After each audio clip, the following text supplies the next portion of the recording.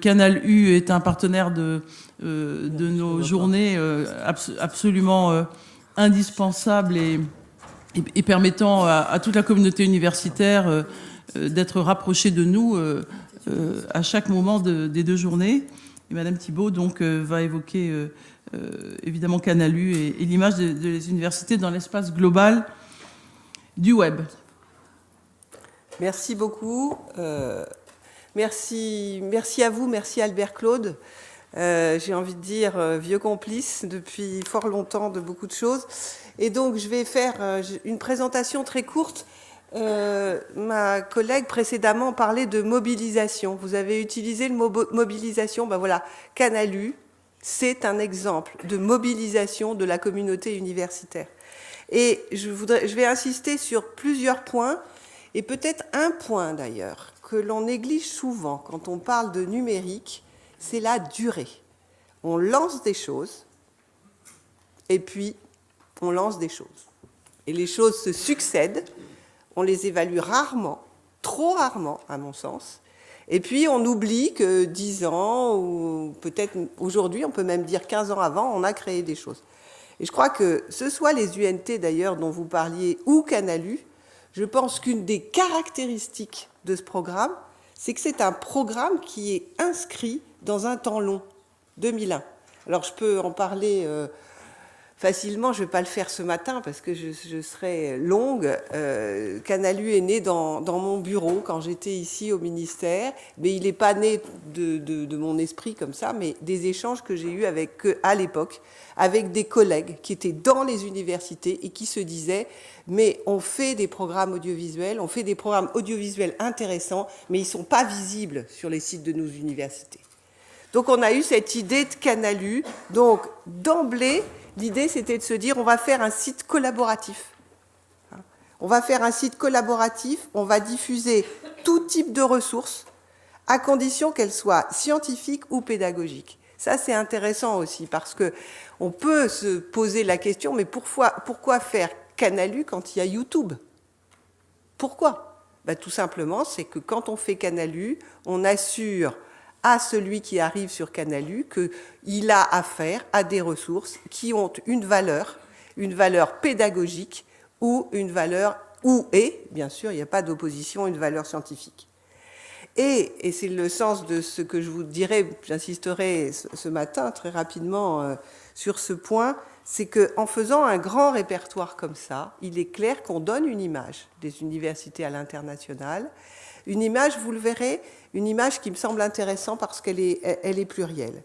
Et puis, on ne fait pas uniquement un répertoire dans lequel on met des ressources audiovisuelles, on crée un outil, puisque le choix qui a été fait, et je salue Damien qui est là, Damien qui développe Canal U depuis le début, c'est son premier travail, j'espère que ce ne sera pas, enfin si, je voudrais que ce soit le dernier, en ce sens où j'aimerais qu'il reste vraiment sur ce projet-là, mais dès le début, Damien, quand il a développé Canal U, il a pensé à un outil qui était utilisable par les chercheurs. Il n'y a pas de problème de droit, on a cadré les choses quand on utilise des séquences de Canal U dans un cadre pédagogique et non commercial, les enseignants et les chercheurs n'ont aucune difficulté. Alors, aujourd'hui, c'est quoi Canal U? 12 000 heures de programme, 20 000 vidéos, un fonds qui est régulièrement, très régulièrement, et vous le verrez, très régulièrement consolidé et enrichi. Je vous donne l'exemple de 2016. On a accueilli, depuis janvier, 2500 nouveaux programmes. Et là, ça c'est important, 20 contributeurs nouveaux. C'est-à-dire que la communauté s'élargit. Alors regardez, je n'ai pas repris depuis l'origine. Vous voyez ici le développement permanent des heures en ligne, la progression permanente. Et il serait normal que cette progression continue, puisque, notamment, on le verra avec nos collègues qui sont dans le monde francophone ou même dans le monde non francophone scientifique, on pourrait largement continuer à développer. Alors, je vous disais, c'est un site collaboratif. Aujourd'hui, il y a 150 contributeurs et 70 universités ou établissements. Je parle aussi des grandes écoles. Les UNT c'est le partenaire audiovisuel des UNT, je peux le dire. Hein. Ce sont les UNT d'ailleurs qui assurent la gestion thématique des ressources pédagogiques. Et puis, ça c'est le hasard de la vie, je suis aussi vice-présidente de la Fondation Maison des Sciences de l'Homme, et quand le ministère a décidé de fermer le CERIMES, qui était le petit établissement qui développait Canalu, évidemment, j'ai proposé que ce soit mon établissement qui accueille Canalu, parce que pour moi c'était absolument impossible qu'une richesse pareille se soit en difficulté et disparaisse. Ça tombait bien puisque au niveau du ministère, ils avaient aussi envie de poursuivre Canalu, donc on a travaillé tout en 2015 au transfert, et d'ailleurs transfert qui a été totalement invisible pour les usagers, puisque il n'y a pas eu de rupture de service. Donc aujourd'hui, et ça c'est intéressant aussi, inscrit dans la durée, une configuration d'acteurs sur le terrain et un soutien institutionnel. Il faut les trois. Le soutien institutionnel, c'est ici au ministère et un service, la mission de la pédagogie et de numérique, qui est dirigée par Marie-Françoise Crousier et avec laquelle on travaille au développement. Alors là, évidemment, je ne vais pas vous les lire, juste pour vous montrer, regardez toutes les universités qui déposent des ressources dans Canalu, elles sont, vous le voyez, extrêmement nombreuses. Alors, je vous disais, Canalu, site collaboratif, mais aussi site pluridisciplinaire, avec des formats différents. Donc, on a dû développer, et on continue à développer, un site dont les entrées et sur les ressources sont très diverses pour pouvoir justement prendre en compte de l'ensemble de ces ressources. Alors, je ne pouvais pas ne pas mettre mon premier partenaire, l'Université de tous les savoirs, vous voyez, université particulière, puisque là on était vraiment dans la formation continue. En fait, Yves Michaud, qui a monté en 2000 cette université de tous les savoirs, qui a eu un succès vraiment considérable, c'est avec Yves Michaud qu'on a beaucoup discuté, parce que lui, au départ, avait imaginé faire ses grandes conférences au CNAM. Et notre rencontre a fait que ces grandes conférences, certes, elles étaient au CNAM, mais elles étaient aussi quelque part sur le web, et elles ont pu être accessibles, et elles sont toujours accessibles sur le web. Donc Canalu, vous trouvez dans Canalu l'ensemble des conférences de l'Université de tous les savoirs. Et puis, ben voilà, on n'avait pas fait exprès, on a aussi des conférences de Nobel de chimie. Alors je vous disais, une diversité d'écriture, c'est un peu petit, mais la typologie, c'est, vous voyez, on a des conférences, mais n'imaginez pas qu'il n'y a que des conférences. Nous avons aussi des reportages, des cours filmés, des entretiens, et un genre plus récent, le clip pédagogique. Je pense qu'ici, certains en réalisent. Ce sont des documents très courts sur une thématique particulière. Alors voilà, ces genres différents, ça donne ça, des documentaires. Alors là, on est riche de certains fonds du CNRS et de l'ancien SFRS. Alors, je vous disais dans cette toute petite conférence que ça dessine une image des établissements dans l'espace global du web. Pourquoi ? Eh bien parce que par contributeur, on va pouvoir entrer aussi dans les ressources. Et là, par exemple, vous avez l'université Panthéon-Sorbonne, on arrive à faire des choses comme ça, l'université de Strasbourg, vous voyez, chaque université a aussi son espace, et on peut, comme ça, apprécier la richesse des productions qui sont faites dans ces établissements. Alors, espace global du web, quand on regarde la fréquentation, vous voyez, elle est loin de se limiter à la France. Elle est loin de se limiter à la France. Ça, c'est pour les sujets qui vous intéressent depuis hier, je pense que c'est important. Et quand on regarde plus précisément la diffusion, les connexions, on voit que le monde francophone apprécie déjà largement et connaît largement Canalu. Je pense qu'on peut faire beaucoup mieux.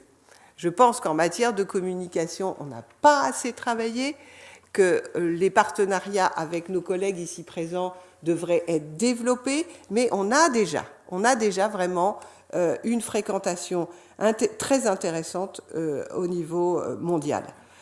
Alors, je vous dis, fréquentation élevée, je vous donne quelques chiffres quand même, 4 millions de visites, hein, une moyenne de 400 000 visites par mois. Donc, Canalu, c'est un des gros sites de l'enseignement supérieur français, le premier dans les grands sondages. Alors, autre sujet qui vous intéresse, vous parlez de ressources éducatives libres, hein, initiative de l'UNESCO.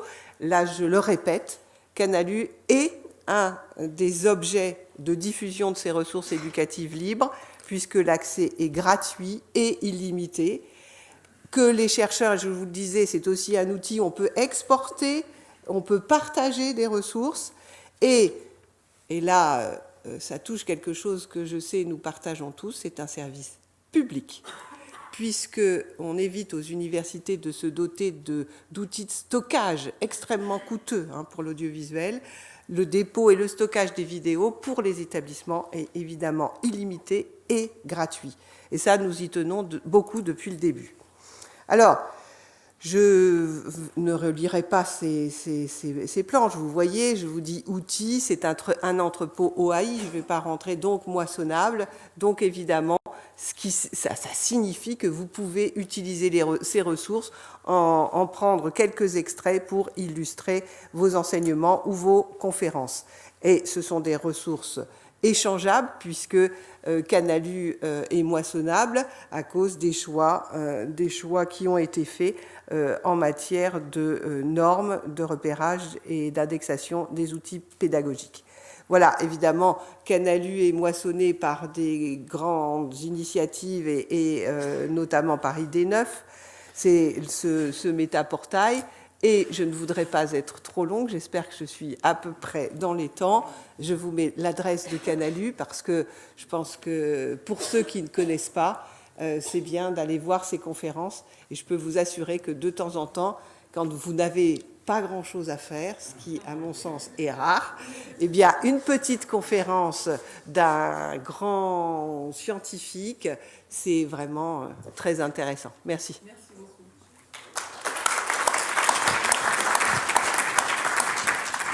Françoise, merci beaucoup. On a tous apprécié ta contribution au démarrage des universités numériques thématiques.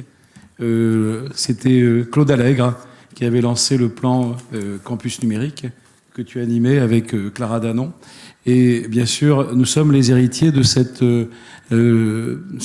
décisions un peu qui allaient, comme d'ailleurs le dernier rapport de l'UNESCO sur l'évaluation des ressources éducatives libres indique bien que c'est la rencontre entre des initiatives d'établissements, d'enseignants innovants et de ceux qui, au niveau de l'administration, des ministères, écoutent et sont capables de se dire il y a là peut-être quelque chose à encadrer, à pousser, à financer, et que à partir de cette conjonction, il y a véritablement un nouveau potentiel de transformation, voire, comme on l'a dit hier, peut-être de métamorphose du système éducatif sur lequel nous travaillons tous. Voilà, merci mille fois, parce que vraiment, je crois en plus que l'apport à la diffusion du travail des UNT de Canalu a été fondamental. Et pendant un long moment, on a appelé Canalu la web télévision des universités numériques thématiques. Évidemment, l'enrichissement par d'autres contributeurs est essentiel. Et peut-être, tu as parlé de la fréquentation par les pays francophones, mais la production, peut-être, l'introduction de production venant des pays du Sud est peut-être quelque chose à rechercher, et peut-être une collaboration à imaginer avec Georges Malamud, avec Jean-Paul de Godemar au niveau de l'agence universitaire de la francophonie, et peut-être plus largement avec l'UNESCO pour peut-être ouvrir l'espace multilingue international qui pourrait être plus largement représenté. Merci Albert Claude, c'est exactement ce que je voulais dire à la fin de mon exposé. Je pense qu'on a déjà matière à collaboration, mais on ne l'a pas assez travaillé. Il fallait, c'est vrai, monter ce grand réseau de contributeurs, mais je pense qu'aujourd'hui, il faut vraiment qu'on le développe, il faut vraiment le faire connaître, et encore une fois, toujours avec ce même ce même arrière-plan qui est celui d'un service public. Alors là, j'ai envie de dire peut-être d'un service public mondial, en fait. C'est-à-dire qu'à certains moments, on a vraiment la possibilité de partager des ressources et de faire en sorte que ces ressources soient accessibles à tous, mais dans des conditions qui permettent à tous les pays de pouvoir en profiter. Oui, alors les moyens de fonctionnement de Canalu, parce que nous avons tous, bien sûr, bénéficié du service Canalu, parce que c'est non seulement un émetteur, mais c'est aussi un producteur. Et la capacité d'avoir des vidéastes rompus au vidéo streaming, quelque chose d'essentiel, qui souvent, si on s'adresse à des services privés, sont très onéreux. Et l'avantage, en s'adressant à Canalu, c'est que la plupart du temps, c'est offert, c'est organisé, et c'est de très grande qualité. Donc voilà. Alors comment juste un tout petit mot sur les financements, parce qu'autrement, on vit dans la réalité, il faut bien comprendre comment ça fonctionne. Alors les financements, Canalu est largement financé justement par la MIPNES, mais depuis que Canalu est arrivé à la Fondation Maison des Sciences de l'Homme, qui a vocation de toute façon à servir les universités. Cette fondation est une fondation aussi financée largement par le public, qui va et par quelques fondations aussi à l'international. Et là, depuis 2015, la fondation apporte aussi des moyens et va chercher des moyens. On va chercher des moyens dans d'autres fondations. On a commencé pour pouvoir consolider Canalu. Voilà. Merci.